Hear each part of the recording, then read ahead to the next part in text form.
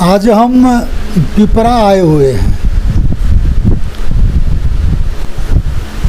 श्री प्रवीण झा सेवानिवृत्त जिला कृषि पदाधिकारी,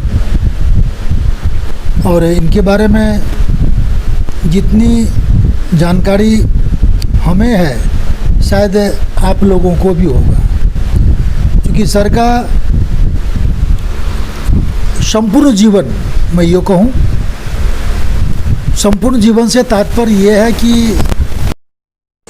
जिला कृषि पदाधिकारी थे, और अब जबकि ये जिला कृषि पदाधिकारी नहीं है, तो समान रूप से जीवन की जो प्रवाह है वह समानांतर किसानों के लिए, किसानों के बीच, किसानों के हितार्थ, इनका जीना, सोचना, चलना या संपूर्ण क्रियाएं किसानों के इर्द गिर्द ही रहा है। सर के बारे में बहुत कुछ कहने की आवश्यकता नहीं है। आप सभी लोग सर को इनके प्लेटफॉर्म के माध्यम से देखते रहे हैं, कभी हारमोनियम बजाते हुए, तो कभी ओल उखाड़ते हुए, तो कभी मछली को जो है चारा खिलाते हुए। मित्रों, मैं राजकुमार, आप देखना आरंभ कर चुके हैं सबूरी सुदामा चैनल।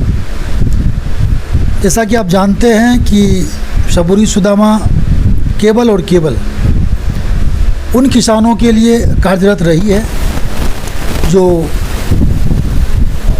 नाम से किसान है, इसके पास ज़मीन नहीं है, खेतें नहीं हैं, और वह कृषि करते हैं सरकार के मानक पर।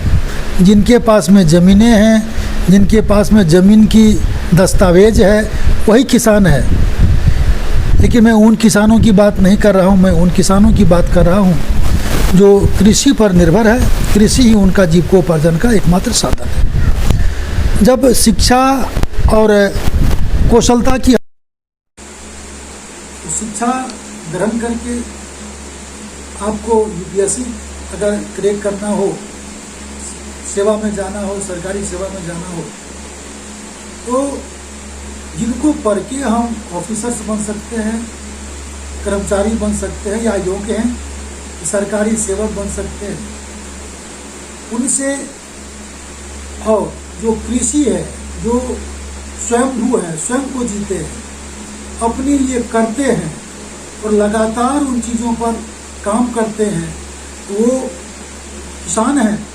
और इसके लिए स्किल की जरूरत होती है। मित्रों, आप बहुत ज़्यादा पढ़ लिख लें, दुनिया का इतिहास को जान लें, भूगोल को जान लें, जीके जीएस को जान लें, लेकिन जब आम लोगों के बीच में चलने चलाने की बात होगी, तब आपको स्किल की ज़रूरत होती है।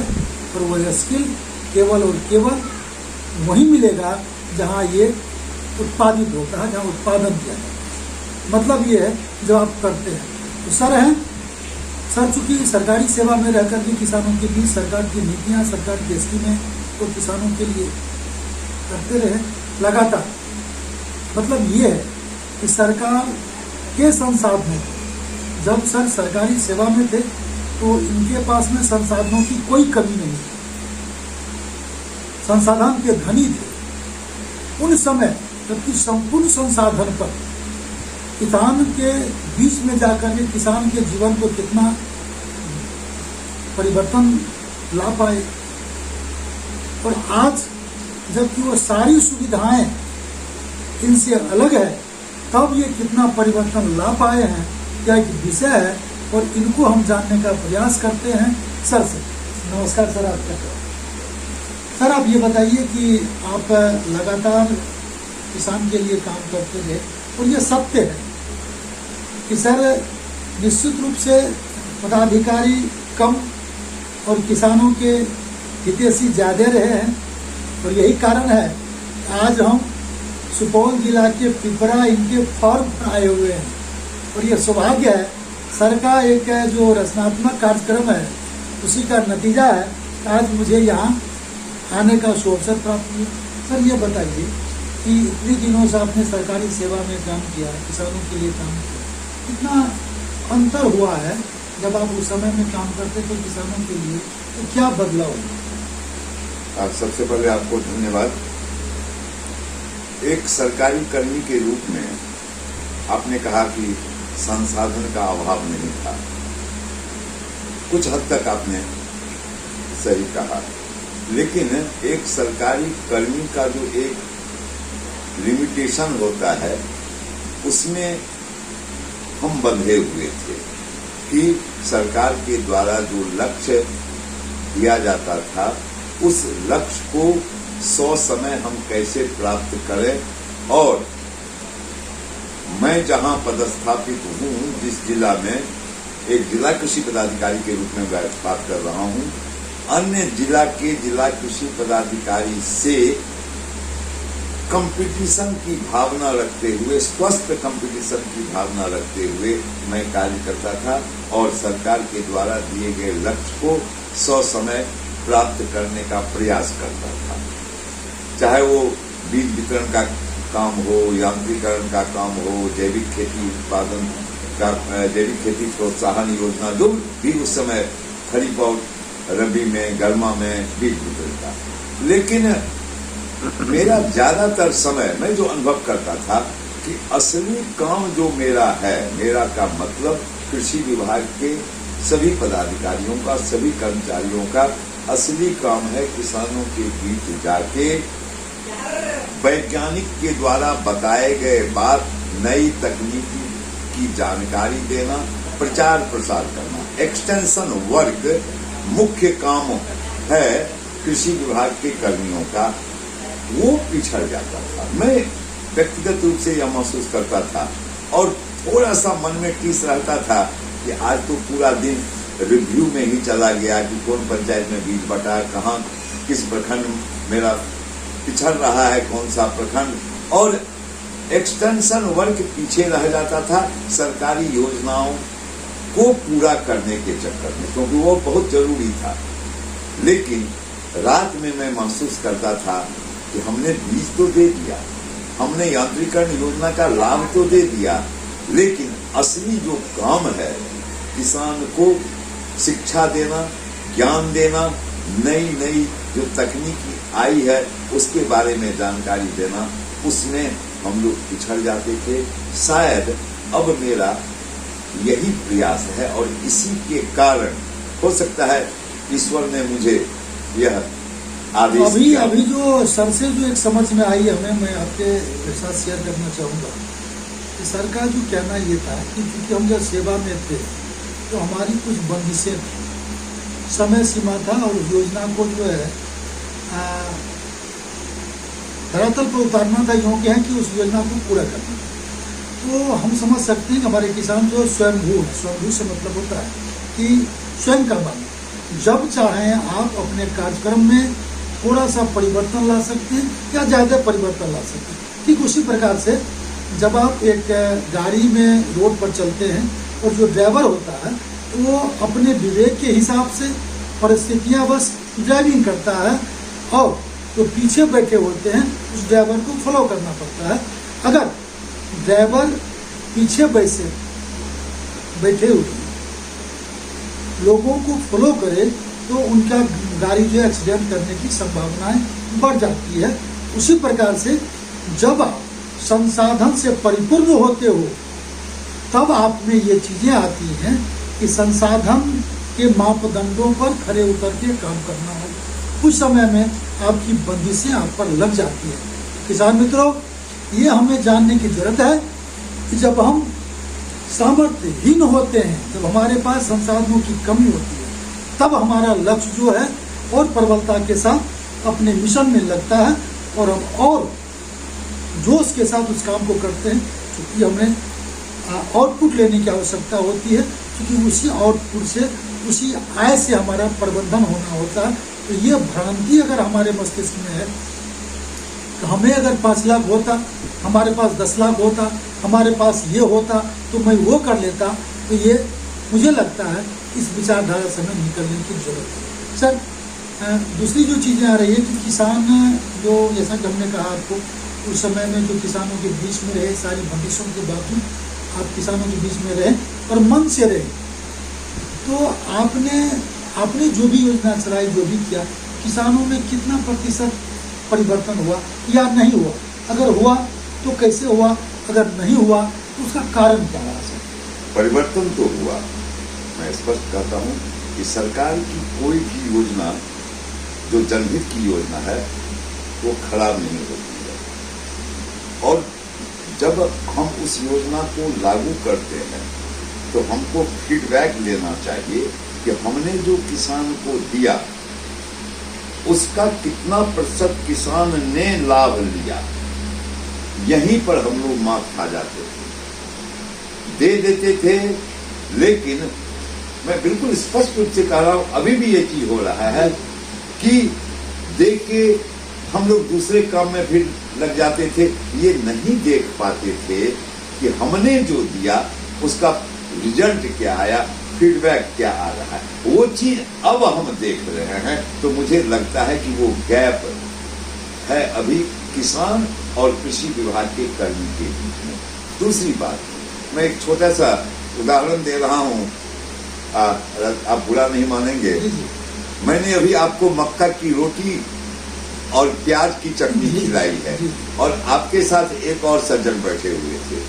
दोनों आदमी को मैं खाते हुए देखा, और जब अंत हुआ तो मैंने देखा कि एक हिसाब से आप प्याज की चटनी और मक्के की रोटी खा रहे थे, और अंत में आपके थाली में कुछ नहीं बचा, और दूसरे सज्जन मक्के की रोटी खा गए और उनका प्याज लास्ट में बच गया। कहने का मतलब यहाँ ये है प्रबंधन, कि उचित प्रबंधन यदि किसान अपने खेती का करता है, 1 बीघा जमीन एक किसान के पास, 1 बीघा जमीन दूसरे किसान के पास, दोनों के प्रबंधन में यदि अंतर है तो दोनों के उत्पादन में और आय में अंतर आएगा ही। तो कृषि विभाग के कर्मियों की यह जवाबदेही होती है कि उस प्रबंधन के विषय में बता रहे हैं कि 1 बीघा है तो आपको किस तरह से अपने जमीन का प्रबंधन करना है, 5 बीघा है तो किस तरह से प्रबंधन करना है, ये जरूरी है बताना। और सबसे अच्छा आपका ये लगा कि जमीन वाले ही केवल किसान नहीं है। मेरे समझ से जो कृषक मजदूर, मैं बार बार कहता हूँ, या पटिया में खेती करने वाले हों या जो कृषक मजदूर जो खेत से बात करते हैं, जो अपने धान, गेहूं, मक्का, जूट, सब्जी से बात करते हैं, रोज जाके देखते हैं कि हमारे खेत को क्या चाहिए, हमारे पौधे को क्या चाहिए, असली किसान वो है।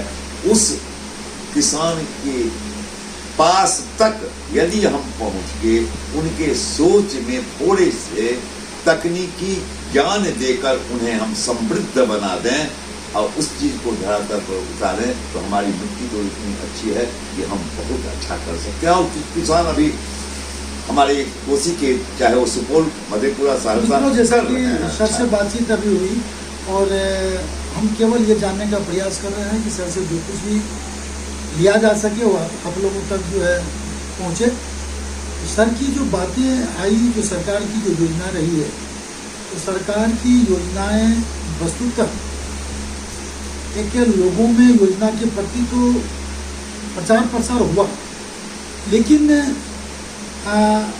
समय की बाध्यता के हैं या समय सीमा के हैं या नियंत्रण के हैं, विभाग की बाध्यताएं रही कि जो जिनको आवश्यकता थी उन्हें। अब अगर मैं बात करूं कृषि विभाग की, तो आत्मा एक संस्थान है, हर जिला में है। उनका जो काम है कि प्रचार प्रसार करना, एक्सटेंशन करना, लोगों को विजिट कराना वगैरह वगैरह, तो हमें लगता है कि सारे एग्रीकल्चर के जो चीज़ें हैं सब मिला करके आत्मा के कामों को सरल करने में यह जो है भूमिका जो अदा किया, लोग तक जानकारी आई और उन लोगों तक भी वो सामग्री पहुंचा या उन योजनाओं का लाभ पहुंचा जो उनसे रुचि नहीं ले पाए। तो आवश्यकता रही कि आपको एकमात्र जो है आप तक पहुंचने के लिए, आपको जानकारी के लिए, अब ये हमारे लिए एक सुनहला सा अवसर रहा कि जब ढेर सारा चीज़ हमारे साथ आता है, जब खाने की मेज़ पर जाते हैं, मछली आता है, शाकाहारी आता है, मांसाहारी वगैरह वगैरह सभी तरह के लोग हैं, तो आपको चॉइस करने का, आपको चयन करने का रास्ता मिलता है, हमें क्या खाना है। तो ये काम तो सरकारी महकमे में या सरकारी सेवा में रह करके ये तो सर के द्वारा दिया ही गया, और हमें अब इसमें तय करनी है कि हमें जो है मशरूम करनी है, मछली पालन करनी है, या सब्जी की खेती करनी है, या अन्य क्या करना है, ये आपको डिसाइड करनी होगी। निश्चित रूप से सरकार की जो भी योजनाएं आती है हमारे यहाँ, जो कुछ भी आप तक पहुँचता है, उसमें 100% उस योजनाओं का जो लक्ष्य होता है किसान के हितार्थ में। लेकिन अगर इस कार्यक्रम को, इस योजना को बनावे, मुझे लगता है सर कि अगर वाकई में किसानों का एक बेहतरीन सर्वे हो सके, सर्वे से मतलब ये होता है कि अभी जैसे कि जाति जनगणना का सर्वे हुआ, मुझे पता नहीं है कैसे हुआ।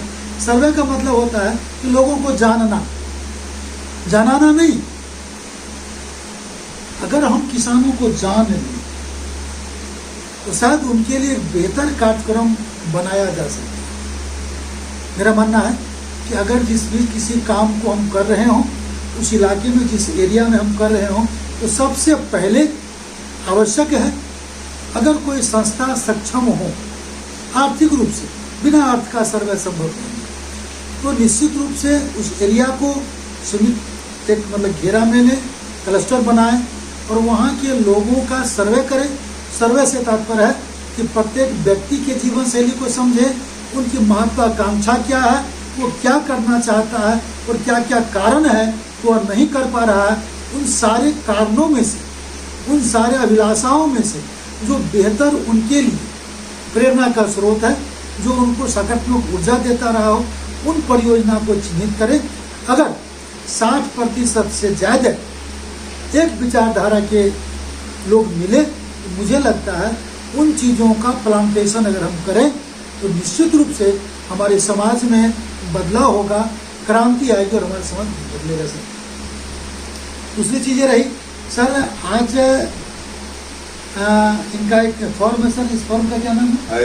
ये बार बार लोग कह देते हैं कि इनका ये फॉर्म है, ये माँ काली मीन फॉर्म इसका नाम हमने रखा।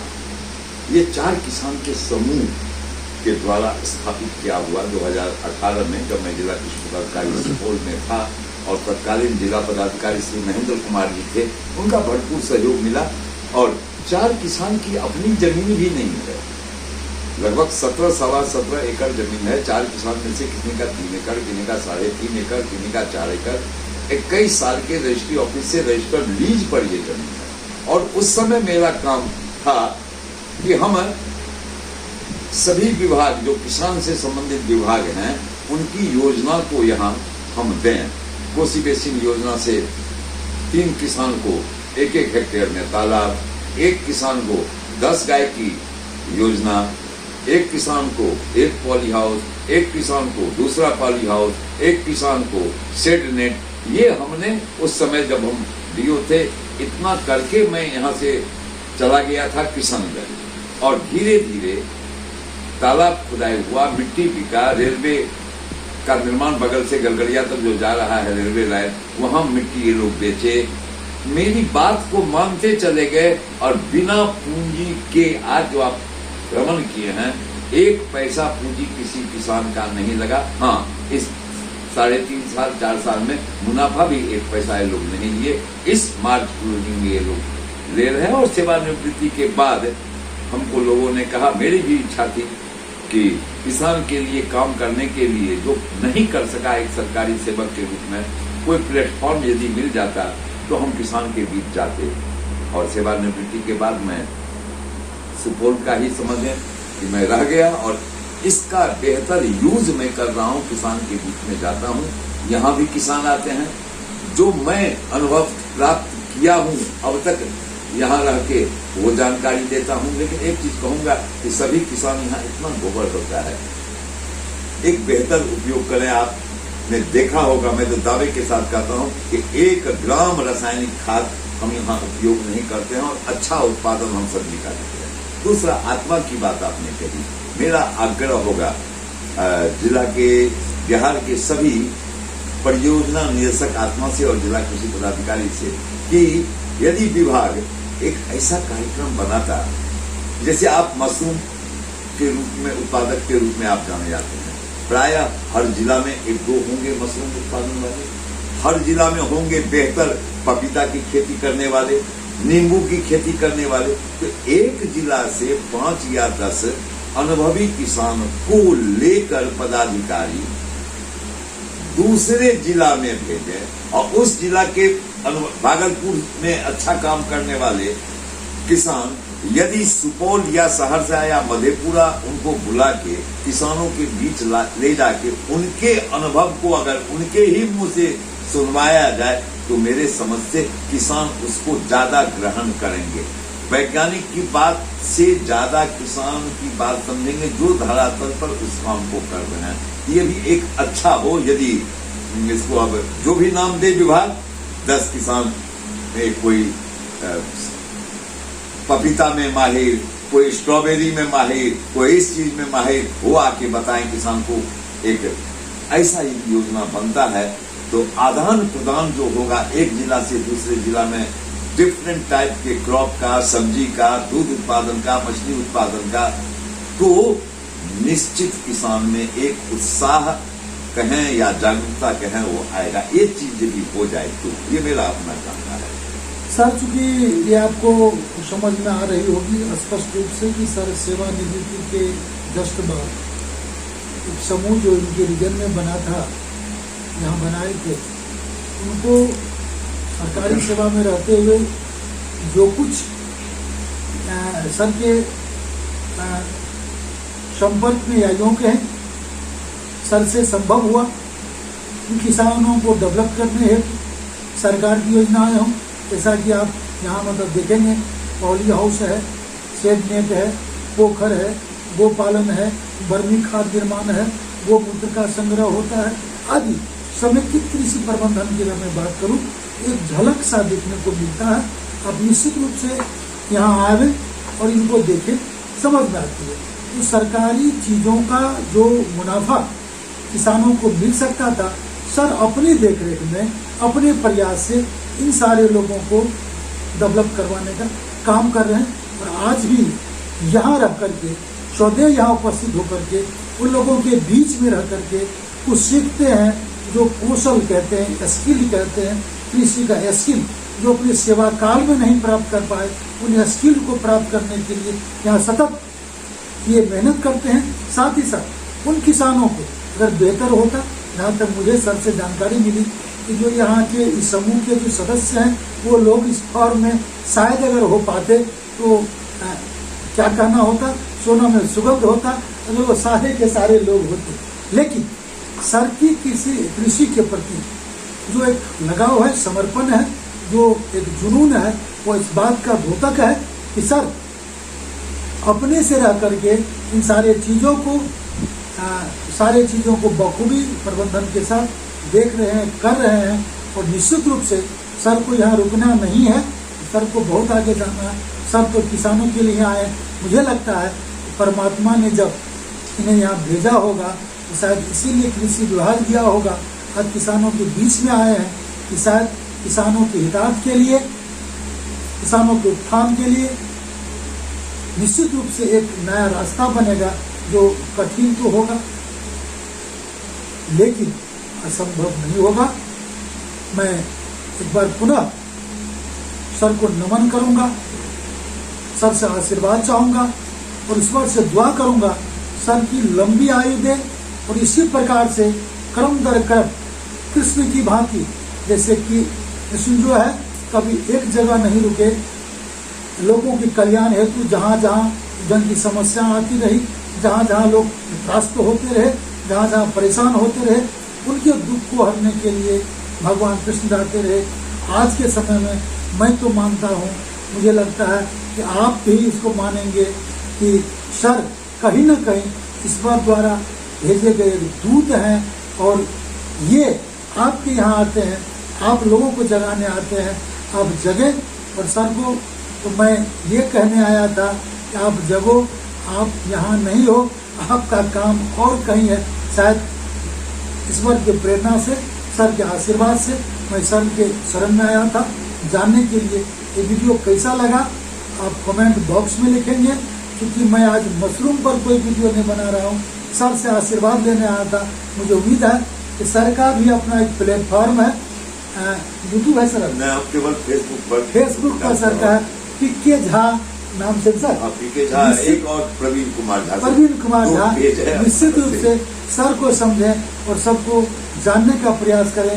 ये शायद मुझे लगता है कि ये हम सबों के लिए प्रेरणा का स्रोत है। इसी के साथ जय कृषि, जय मशरूम, जय बिहार, बहुत बहुत धन्यवाद।